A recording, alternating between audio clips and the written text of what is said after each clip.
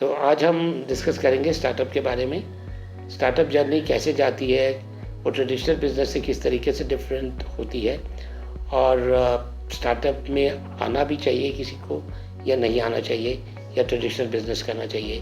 तो इन सब चीज़ों को डिस्कस करते हैं। वीरेश, आपके अकॉर्डिंगली स्टार्टअप और ट्रेडिशनल बिजनेस में मेन डिफरेंस क्या है? सर, जो ट्रेडिशनल बिजनेस होता है वो एक नॉर्मल बिजनेस की तरह ही ऑपरेट करता है मार्केट में। जैसे मान लो वो कोई चीज़ सेल कर रहा है तो he is selling something for the customers, that's a business. और स्टार्टअप जो है वो एक बिजनेस आइडिया होता है जो किसी प्रॉब्लम को सॉल्व करता है उस मार्केट में। तो आपके अकॉर्डिंगली किसी प्रॉब्लम को सॉल्व करना है, वो स्टार्टअप में हो सकता है। करेक्ट, बिल्कुल ठीक है। निकिता, और आपको क्या लगता है कि क्या स्टार्टअप में और ट्रेडिशनल बिजनेस में और क्या डिफरेंस है? सर, स्टार्टअप में जो है उसका स्केलेबिलिटी होती है ज़्यादा, और एक वो फास्ट ग्रोथ भी उसमें है, और आपका बिगर मार्केट शेयर भी होता है उसमें। ओके, जी। तो स्केलेबिलिटी से आप क्या कहना चाहते हो कि स्केलेबिलिटी? सर, स्केलेबिलिटी से ये होता है कि जैसे अगर आपने स्टार्टअप को एक छोटे रीजन में आपने स्टार्ट किया हो, आपने टेस्ट किया अपना मॉडल कि आपका वो मार्केट में एक्सेप्टेंस मिलती है या नहीं, और उसके बाद जब आपको एक एक्सेप्टेंस मिल जाती है मार्केट में, फिर आप उसे स्केल अप कर सकते हो बड़े रीजन में। डेफिनेटली। और एक और जो सबसे बड़ा जो इसमें आपका डिफरेंस है, स्टार्टअप और नॉर्मल बिजनेस में, बेसिकली स्टार्टअप को एक इन्वेस्टमेंट की तरह माना जाता है। ओके, जैसे स्टार्टअप में अभी आप कहीं पे इन्वेस्टमेंट करना चाहते हो, यू आर एन इन्वेस्टर, और आपको लगता है कि आपके पैसे की बहुत जल्दी ग्रोथ हो, और वो बहुत जल्दी उसकी वैल्यू बढ़ जाए। तो जो ट्रेडिशनल बिजनेस है, वहाँ पे जब आप इन्वेस्टमेंट करते हो तो आपकी जो ग्रोथ है इन्वेस्टमेंट की, वो एक पर्टिकुलर परसेंटेज पे ग्रो होती है आपकी कैपिटल। लेकिन जब आप स्टार्टअप वेंचर में किसी इन्वेस्टमेंट करते हो तो आपका एक्सपोनेंशियल ग्रोथ होती है, क्योंकि दोनों में फोकस का डिफरेंस है।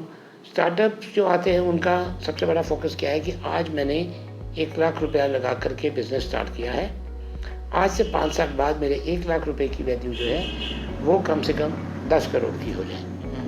ठीक है, तो इस फोकस से जब आप बिजनेस में आते हो तो यहाँ पे आपका फोकस बदल गया। स्टार्टअप में आपका फोकस किस चीज़ पे हो गया? आपके इन्वेस्टमेंट की वैल्यूएशन को बढ़ाने में। राइट, कि जो कैपिटल आपने इन्वेस्ट की है उसकी वैल्यू आज से 2 साल बाद, 5 साल बाद कितनी होती है, और आप उस वैल्यू को ग्रो करने के लिए वो बिजनेस कर लो।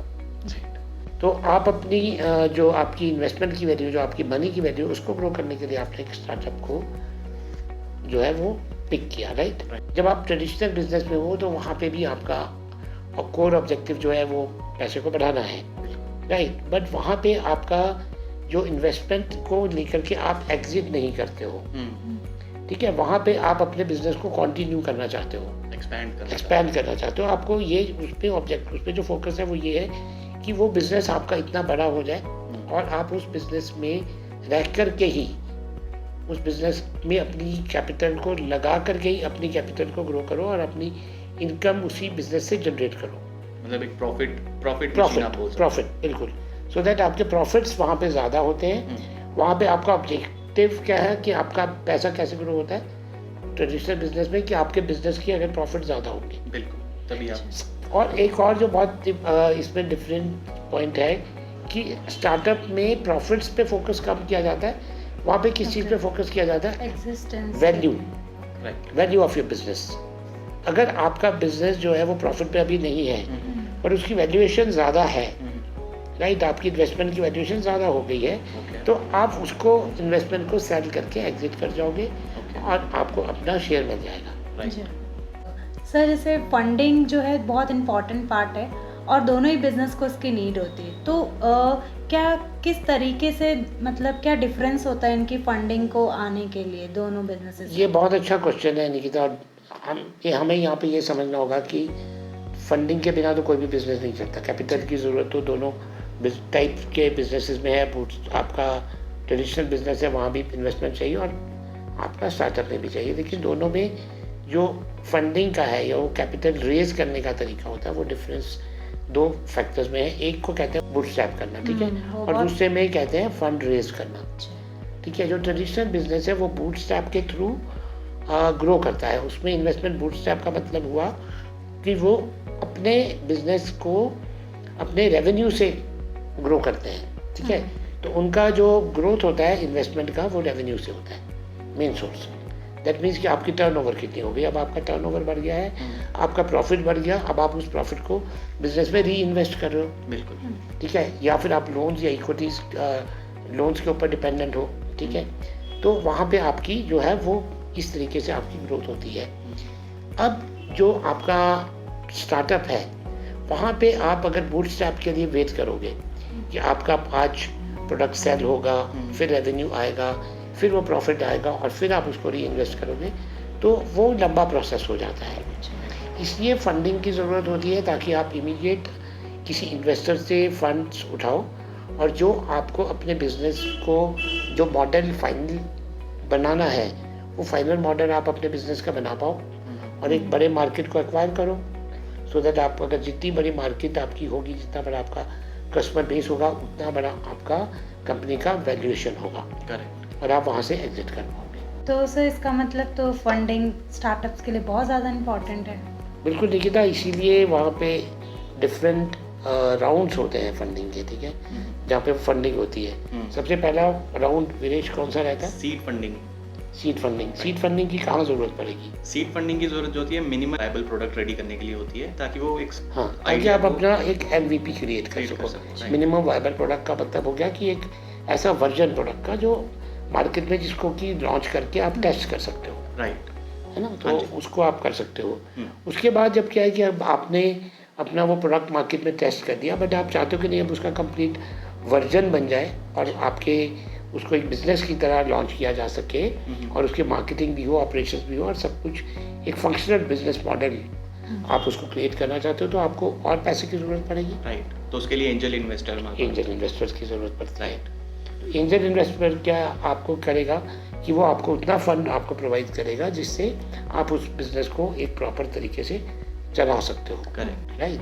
मतलब यहाँ पे स्केल अप से आप बात कर सकते हैं। ये स्केलेबिलिटी, बिल्कुल आप अपने बिजनेस को स्केल अप करना चाहते हो, बट स्केल अप करने से पहले, बिजनेस एक्सपेंशन से पहले उसका एक कंप्लीट वर्जन मार्केट में लॉन्च होना चाहिए। अब यहाँ पे क्या हुआ कि अब सेकंड लेवल पे आकर के अब आपका प्रॉपर बिजनेस लॉन्च हो चुका है। अब आप उसकी प्रॉफिटेबिलिटी को चेक करोगे कि ठीक है अब यहाँ पे आप कितना बिजनेस में आपका ROI कितना है, आपको उसमें सक्सेस कितना मिल रहा है, आप कितना आपका मार्जिन कितना है, आपका कस्टमर एक्विजिशन कॉस्ट कितनी है और आपको प्रॉफिट कितना बन रहा है, ठीक है।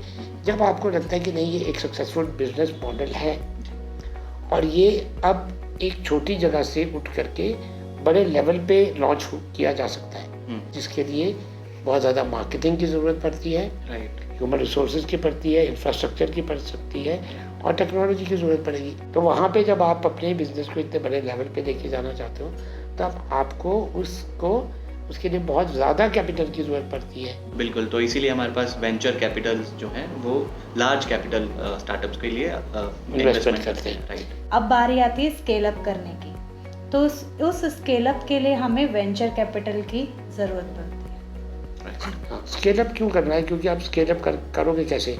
आपको कस्टमर एक्वायर करना है, आपको मार्केट एक्वायर करना है, राइट। तो जितना आप मार्केट एक्वायर करोगे, जितना बड़ा आपका मार्केट शेयर होगा उतना बड़ा आपका वेंचर होगा, राइट। और जितना बड़ा वेंचर होगा उतनी बड़ी आपके बिजनेस की वैल्यूएशन होगी। ज़्यादा वैल्यूएशन होगी तो इन्वेस्टर को भी एग्जिट के टाइम पे ज़्यादा बेनिफिट मिलेगा, रिटर्न मिलेगी, राइट। तो सर फंडिंग एक बहुत बड़ा चैलेंज है, डेफिनेटली। तो क्या फंडिंग सभी बिजनेसेस को मिल जाती है? अगर सभी स्टार्टअप को फंडिंग मिलती तो आज बहुत सारे स्टार्टअप फेल क्यों होते? ये सबसे बड़ा रीज़न है कि स्टार्टअप्स को फंडिंग ही नहीं मिलती और इस वजह से वो कई फेल हो जाते हैं और कई फंडिंग मिलने के बाद भी फेल हो जाते हैं, राइट। तो उसका रीज़न सर ये हो सकता है कि उनका आइडिया जो है वो उतना यूनिक नहीं है, जो कि उनका बिजनेस है वो मार्केट नहीं एक्सेप्ट कर पाया है उनके प्रोडक्ट। डेफिनेटली, क्योंकि उनका आइडिया यूनिक भी नहीं हो सकता और दूसरा एक और चैलेंज क्या होता है कि उनके पास वो कैपेबल टीम नहीं थी। Team is very necessary. Team बहुत ज़रूरी है, क्योंकि अगर आपके पास दोनों चीज़ों का अच्छा एक कॉम्बिनेशन होना चाहिए, आइडिया प्लस टीम।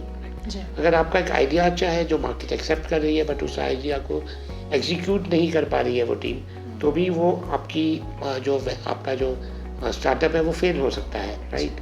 एंड दूसरा एक और क्या होता है कि जब आप फंडिंग क्यों नहीं मिल पाती, फंडिंग के देखो डिफरेंट स्टेजेस हैं फंडिंग की। फंडिंग एकदम कभी भी फंडिंग नहीं होती, और जब आप फर्स्ट स्टेज में अपने बिजनेस को सेकंड लेवल तक ले जाने के लिए तैयार नहीं कर पाते हो, मे बी आपने सीड कैपिटल ले लिया, ठीक है, और आप उससे MVP अच्छा नहीं बना पाए, तो आपको सेकंड राउंड यानी कि जो आपका एंजल इन्वेस्टमेंट है वो नहीं मिलेगी, नहीं मिलेगा, बिल्कुल बिल्कुल नहीं Reject मिलेगा, कर देंगे। रिजेक्ट हो जाएगा, ठीक है। और अगर आपका एंजल इन्वेस्टमेंट के बाद आपने एक प्रॉपर बिजनेस मॉडल बना तो दिया, बट वो स्केलेबल नहीं है, सस्टेनेबल नहीं है, और उसमें कोई ग्रोथ नहीं हो सकती, तो आपको वेंचर कैपिटल नहीं मिलेगी, बिल्कुल राइट। राइट। और अगर इन तीनों राउंड्स में आपको कैपिटल मिल भी जाती है और उसको इम्प्लीमेंट नहीं कर पाया आप उस आइडिया को करेक्ट। सक्सेसफुली, या आपकी वो टीम का कॉम्बिनेशन नहीं हो पाया, तो भी ये आइडिया फेल हो सकता है। तो इसीलिए सर को फाउंडर्स की ज़रूरत होती है स्टार्टअप। बिल्कुल टीम्स में। हाँ जी, क्योंकि फिर ये होता है जैसे एक पर्सन है वो अगर टेक्निकल फील्ड से है तो अदर पर्सन जो है, जो अदर को फाउंडर है, तो वो मार्केटिंग स्पेशलिस्ट होना चाहिए, तो एक बैलेंस होके दोनों चीज़ें अपने फाइनल एग्जीक्यूशन वो कर सकें। बिल्कुल, इसीलिए जो टीम का सिलेक्शन है, जब इन्वेस्टमेंट होती है तो टीम को बहुत प्रायोरिटी दी जाती है।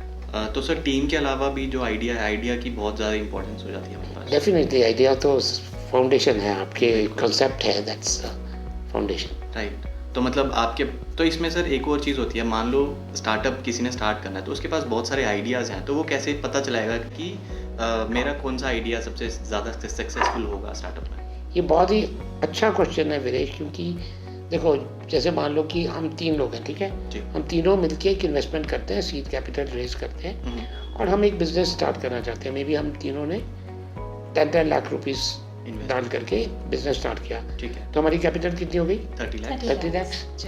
तो अब हमारे पास क्या है कि अब हम 30 लाख रुपीस लेकर के बिजनेस स्टार्ट करना चाहते हैं, मगर क्या हम उस आइडिया को जो हमारे पास है, जब हम उसे मार्केट में लॉन्च करेंगे तो क्या चांसेस हो सकते हैं? वो आइडिया बहुत अच्छा हिट हो सकता है, पॉपुलर हो सकता है, Right। सक्सेसफुल हो सकता है, हाँ जी, या वो आइडिया आउटराइटली टोटली रिजेक्ट भी हो सकता है। बिल्कुल। जी अगर वो आइडिया रिजेक्ट हो गया, ठीक है, तो हमारा 30 लाख तो गया, डूब गया।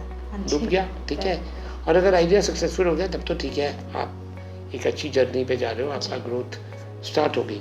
Right। अब यहाँ पे एक और चीज़ आती है कि आपके पास एक से ज़्यादा आइडियाज़ भी हो सकते हैं, 2 या 3 आइडियाज़ भी हो सकते हैं, बिल्कुल। राइट। तो अब यहाँ पे कई लोगों का कहना है कि idea should be Unique। Unique, right. अक्सर स्टार्टर्प की बात करते हैं तो लोग कहते नहीं जी यूनिक आइडिया पिकअप कर लो तो वो सक्सेसफुल हो जाएगा, हाँ जी। मगर बहुत बार ये कहना बहुत मुश्किल है कि क्या आपका आइडिया यूनिक था या है, बिकॉज ऐसा कभी पॉसिबल नहीं है कि जिस प्रॉब्लम को आप सॉल्व करने जा रहे हो उस प्रॉब्लम को किसी और ने फेस नहीं किया, राइट। या कभी उसने उस प्रॉब्लम को सॉल्व करने की कोशिश नहीं की होगी, राइट। तो क्या आपका आइडिया यूनिक है इतने बड़े यूनिवर्स में? तो यही कह पाना तो बहुत मुश्किल है कि आइडिया यूनिक बिल्कुल। आपका यूनिक है या नहीं है, हाँ जी। ठीक है, लेकिन वो आइडिया पहले इम्प्लीमेंट हुआ है या नहीं हुआ, और अगर हो सकता है किसी ने पहले उस आइडिया के ऊपर एक बिजनेस मॉडल बनाया हो जी।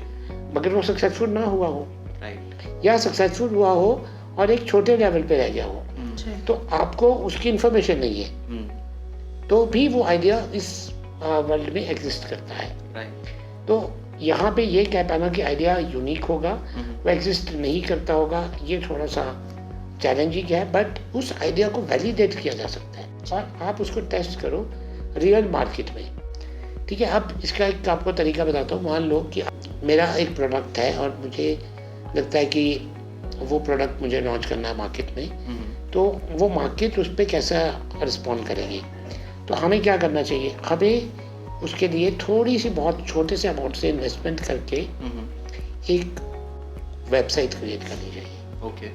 जहाँ पे हम उस आइडिया की बात कर रहे हैं, ठीक है। ठीक है। हमें, क्योंकि अगर आप किसी अपने नोन सर्कल में फीडबैक लोगे, अक्सर लोग बोलते हैं कि रिसर्च करते हैं और रिसर्च करने के लिए हम क्या करेंगे, एक सर्वे करेंगे। राइट। सब सर्वे जनरली आप कहाँ पे करते हो, मार्केट में। मार्केट में करते हो, लेकिन अगर इंडिविजुअल को करना है विद एन आइडिया तो वो अपने नेटवर्क में करेगा। नेटवर्क में करेंगे। और नेटवर्क में जब आप अपनी सर्वे करते हो तो आपको जो रिस्पॉन्स मिलता है वो बायस्ड होता है, राइट।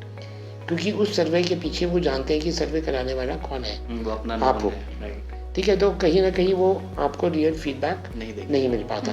तो इसके लिए आपको टेस्ट करना पड़ेगा ओपन मार्केट में। राइट। और बहुत बड़ी रिसर्च एजेंसी हायर करने के बजाय आप एक छोटा सा वेबसाइट क्रिएट करो, ओके। वहाँ पे वो प्रोडक्ट आइडिया को मार्केट में थ्रो करो, ठीक है। एक लैंडिंग पेज बनाओ, रिस्पॉन्स कैप्चर करो।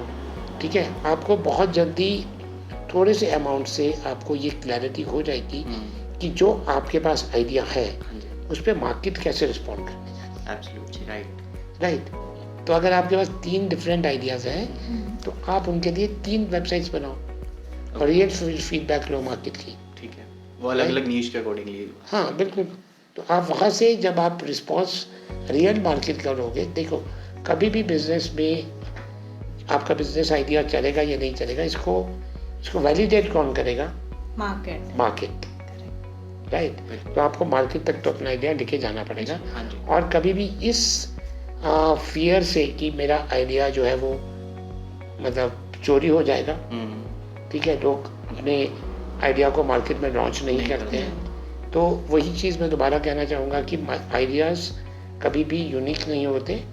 किसी न किसी के पास वो आइडिया है और आपको ये सोच के कि वो आइडिया चोरी हो जाएगा, वो आप मार्केट में लॉन्च नहीं करोगे तो आप मार्केट का रिस्पॉन्स नहीं जान पाओगे। वो आइडिया एक आइडिया ही रह वो जाएगा। idea है। राइट। तो सर ये फिर बहुत ज़रूरी है आपको किसी भी बिजनेस और किसी भी स्टार्टअप में आने के लिए आपको इन बातों की क्लैरिटी होना बहुत ज़रूरी है। बिल्कुल। और ये भी पता होना चाहिए कि आप ट्रेडिशनल बिजनेस कर रहे हैं या एक स्टार्टअप आइडिया आप क्रिएट करके आगे चल रहे हैं। जी, बेसिकली Naturally। आपका फोकस किस चीज़ पे ज़्यादा आपका फोकस चेंज हो जाएगा, तो आपको ऑब्जेक्टिव चेंज हो जाएगा और उन दोनों बिजनेसेस को हैंडल करने का तरीका डिफरेंट है। राइट। बिल्कुल। ठीक है, लोग क्या है कि मोटिवेट हो जाते हैं दूसरों को देख करके कि वो स्टार्टअप उसका सक्सेसफुल हुआ, वो यूनिकॉर्न बन गया, तो मैं भी आज इस लेवल पे पहुंच जाऊंगा। राइट। तो अगर आपको लगता है कि नहीं, आप स्टार्टअप अभी इमीडिएटली इस फॉर्मेट पे नहीं ले जाना चाहते हो, फंडिंग के कॉम्प्लेक्सिटी में आप नहीं आना चाहते हो, तो आप बूटस्ट्रैप करके अपना बिजनेस जो है वो बहुत बड़े लेवल पे स्केल अप कर सकते हो हैं। राइट। और आप एक सक्सेसफुल एंटरप्रेन्योरियल जर्नी अपनी स्टार्ट कर सकते हो। जी।